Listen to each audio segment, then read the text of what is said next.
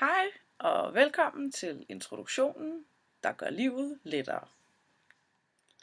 Introduktionen er lavet af mig til dig, og jeg hedder Anna Kaletta. Hvorfor er det en god idé at gøre livet lettere? Det er det, fordi livet kan virke besværligt med alle de ting, vi skal gøre, og alle de ting, vi skal nå, og alle de ting, vi skal blive til, og alle de mennesker, vi skal ses.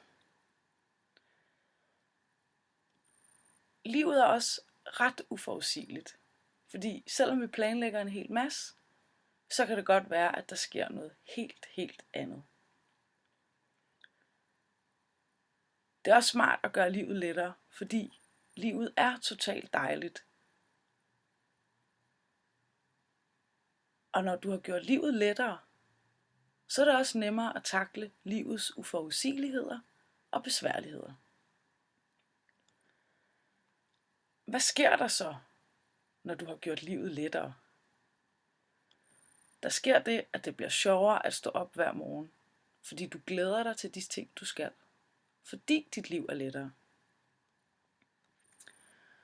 Det bliver også sjovere at gøre de kedelige ting, for nogle kedelige ting, de skal bare gøres. Sådan noget som indkøber, rengøringer, administrative ting. Når du gør livet lettere, så bliver det også sjovere at gøre de kedelige ting. Det bliver også lettere at nå dine drømme. Du bliver bedre til at finde ud af, hvad du er god til, og hvad du kan lide, når du gør livet lettere. Og hvordan gør du så det her med at gøre livet lettere? Det første trin, det er, at du skal være din egen bedste ven.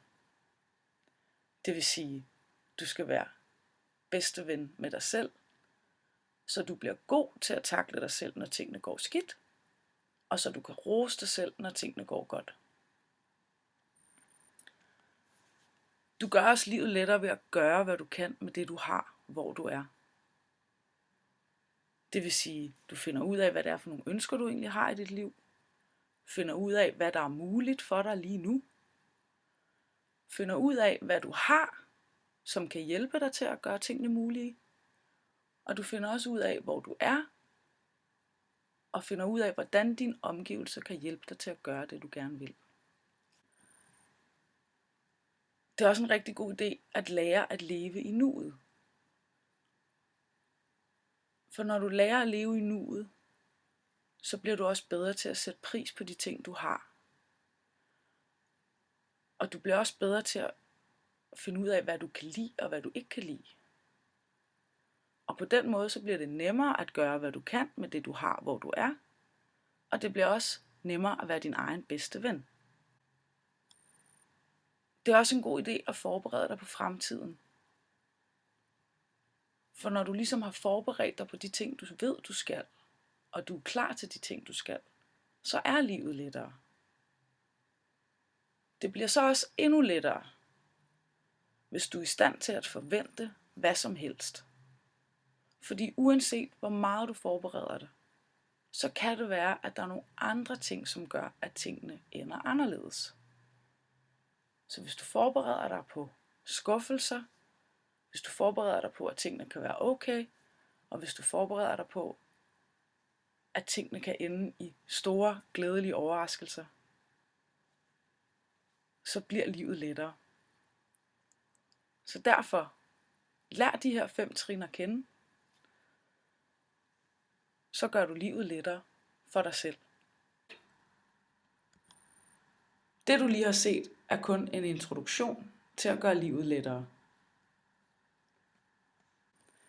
Der kommer snart små uddybende miniguides, som beskriver helt præcis, hvordan du gør. Tilmeld dig gratis tips og tricks på maillisten, så får du præcis at vide, når miniguidesene de er i shoppen. Og vil du vide mere allerede nu, så kig ind forbi bloggen, Facebook, eller du kan hvad du vil.dk. Og hvis du har noget at spørge om, så er du altid velkommen til at sende en mail, anna@kaletta.com. Ha' det godt så længe.